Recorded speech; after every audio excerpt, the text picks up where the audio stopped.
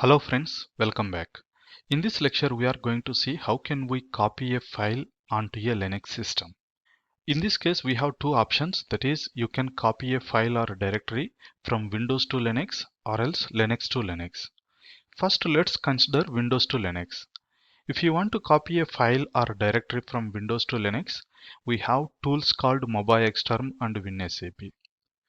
As you know, we are already using MobiXterm, but we are connecting to our Linux system. How can we copy files by using MobiXterm? Let's log into our Linux system and we'll see how can we do this. Before that, I have a quick update.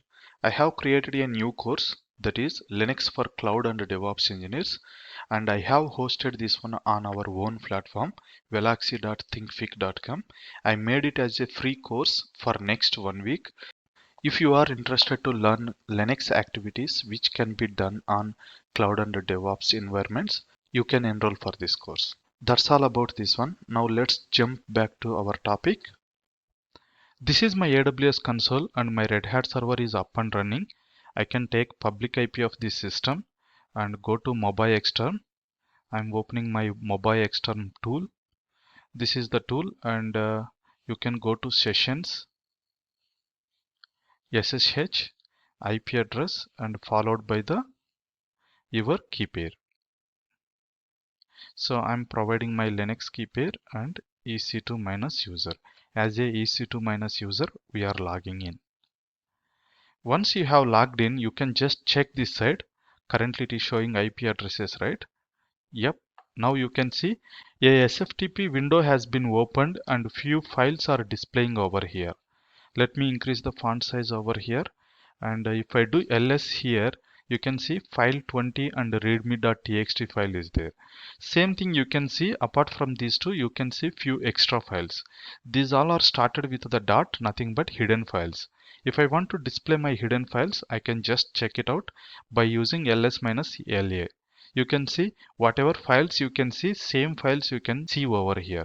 This is like a GUI mode and this is like a CLI mode. Now you can see the path of your directory, on which directory you are. /home EC2 minus user, that is where even I am. If I move on to /tmp, okay, then it won't automatically going to replicate, so you need to go inside to /tmp. I'm just jumping onto /tmp, and you can see whatever files are there under /tmp, you can see the same files over here, or else ll. Okay, so you can see the same files over here. This is how you can see your files in the GUI mode if you use MobiXterm. Apart from MobiXterm, earlier we were using WinSCP. I will just show you how does it work. Let's open new tab, WinSCP, right? WinSCP, if you search, you can see winscp.net, and you can download WinSCP by going to this website. Okay, you can see download WinSCP, and it is 10 MB direct download. The version is 5.17.6.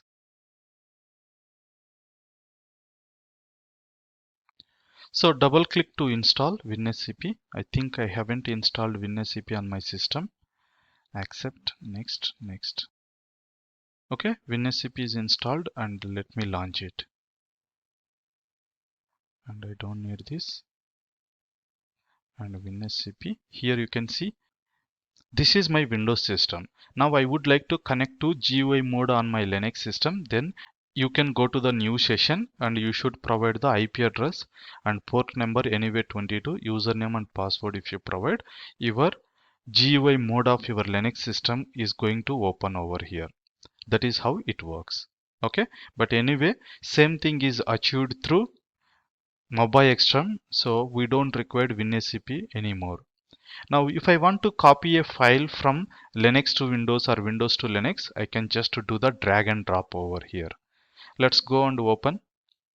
So this is my Windows system where I have few files, and I would like to copy this Jenkins file onto my Linux system. It is quite simple. Open your Linux system and minimize it and drag and drop. Whenever you drag and drop, you can see the file is uploading, and moreover you are uploading under TMP. And once it is updated, you can see Jenkins file is there, and if I do ll this time, you can see the Jenkins file. and open the file. You have some content. Right click, open with Notepad++. You can see the same content over here. Alright, so this is how it works. Assume that I want to copy a file from my Linux system to Windows system. There also it is quite simple. Just select your file and drag and drop. That's it. You can see it is downloading onto our Windows system. Once it is downloaded, you can see the file 6. Let me open in Notepad++. So you can see only 6 number is there. It is because of we have created a cron job in our previous lectures. That is the reason it is creating only 6 number in this file. That's how it works. So Mobile Extreme made our job very easy to copy files onto our Windows system to Linux system. Even you can copy a directory as well. You can see here, drag and drop. So it is uploading and 481 files are there. It is updating all those files. Anyway, we don't require, we are just testing. Let me cancel it. But still you can see few of the files which are copied onto SRC. You can see those. Okay, this is how it works. Now assume that you have two Linux systems. You want to copy from one Linux system to another Linux system. To demonstrate this example, I'm going to create a new Linux system. So similar kind of Red Hat system. For that you can go to Actions, launch more like this, and it is going to create a similar Linux system which we have created and launch it. I'm going to use the same key pair. That's it. So we have launched one more Linux system and it take a minute to come up. Once it is come up, we are going to log into another Linux system and I will name it as a server 2 to avoid confusion. Okay, server is up and this is the IP address of this server 2. I'm logging on to server 2 through mobile extern. So session SSH and private key is same. So selecting Linux key pair. But to just to differentiate, I'm changing the terminal color. So I'm going with solarized dark. So it would be little different than our previous screen. So this is black and this is polarized dark.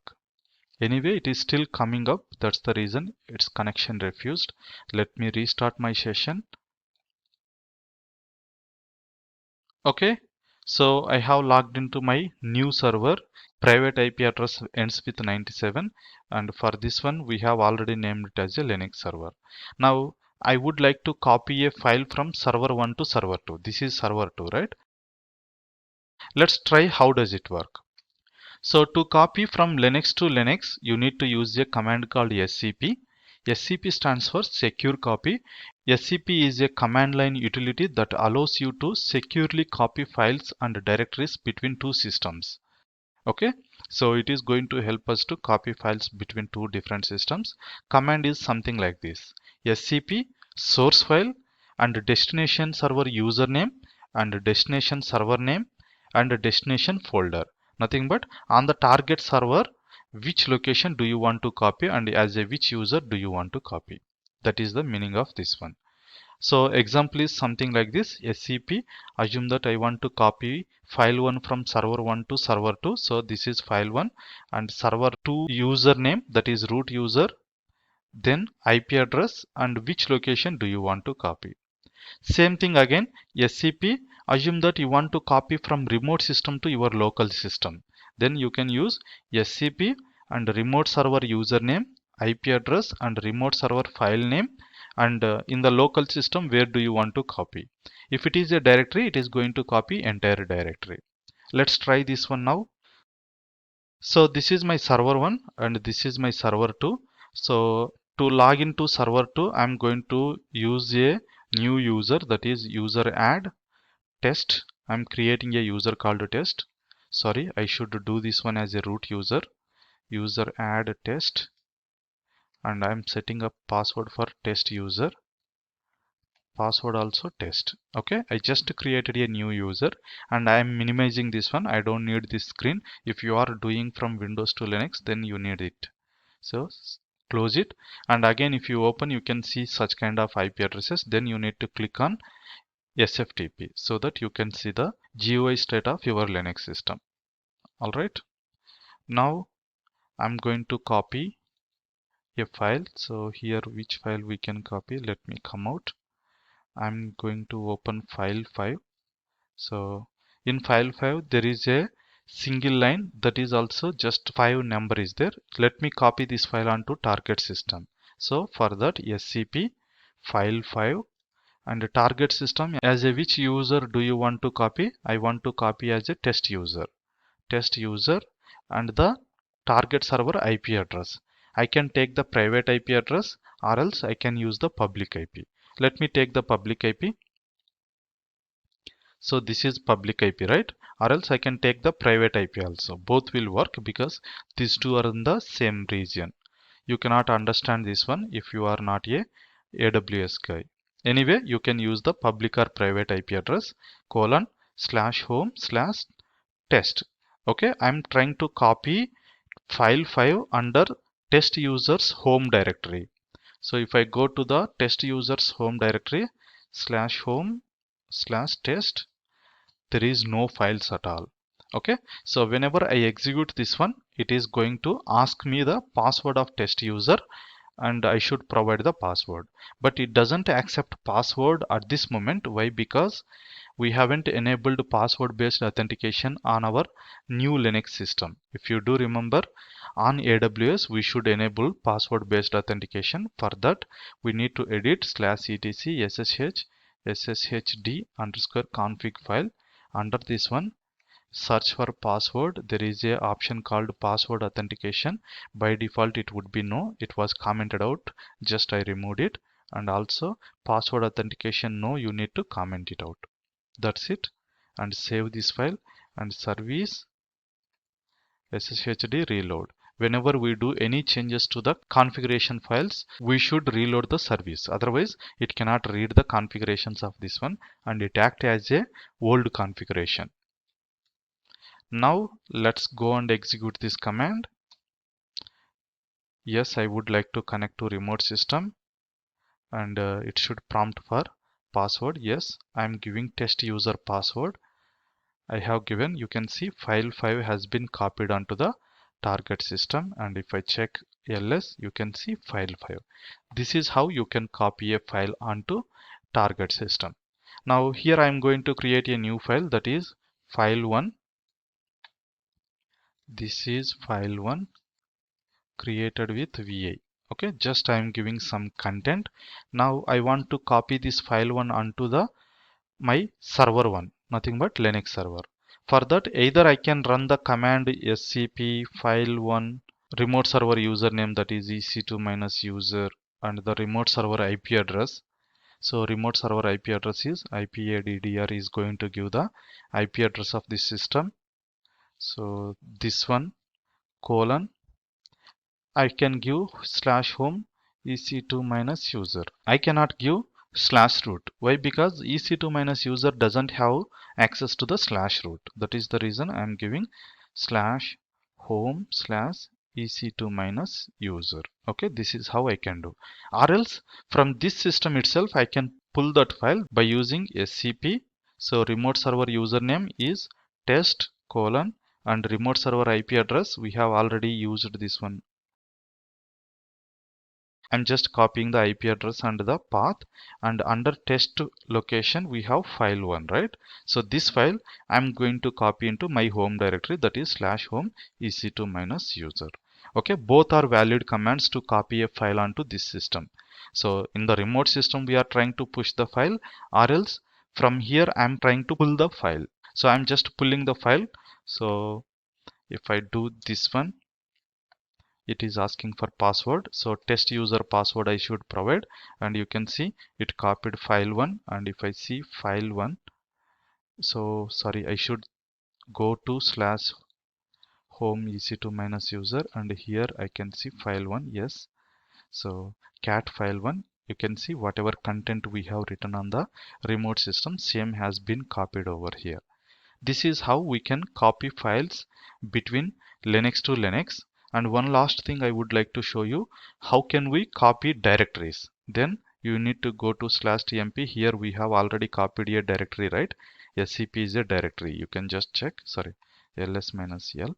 So src is a directory which we copied as a ec2-user. So I'm going to copy this file onto remote system. While you are copying a directory, you should provide -r option. So -r nothing but recursive. I want to copy this src directory onto remote system. Where do you want to copy? Same location I'm specifying, but we are copying onto test directory. We should not give the file name at the end. So let's try now again. Alright, so you can see it is copying all the files which are there under the src, and if I go here, let me cancel this and ls, you can see src directory has been created. And if I go to src, again 2 directories are there, and if I do tree, okay, tree is not there. Anyway, if I go to main, and here you can see files and directories. This is how we can copy files between two Linux systems. Alright, thanks for watching and see you in the next video.